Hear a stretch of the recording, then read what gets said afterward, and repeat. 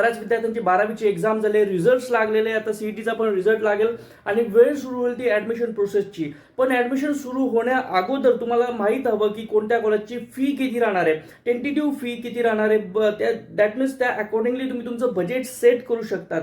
आणि म्हणूनच आपण एक वेबसाईट फाइंड आउट केली, त्यावर तुम्ही जाऊन कॉलेजचं नाव बघू शकतात, कॉलेजची फी बघू शकतात. एक टेंटेटिव्ह फी राहणार आहे, एक्झॅक्ट अमाऊंट राहणार नाहीये, पण तुम्हाला आयडिया येणार आहे की ह्या कॉलेजची एवढी फी असू शकते. अकॉर्डिंगली तुम्ही बजेट सेट करू शकतात. सो हा व्हिडिओचा पार्ट फर्स्ट आहे.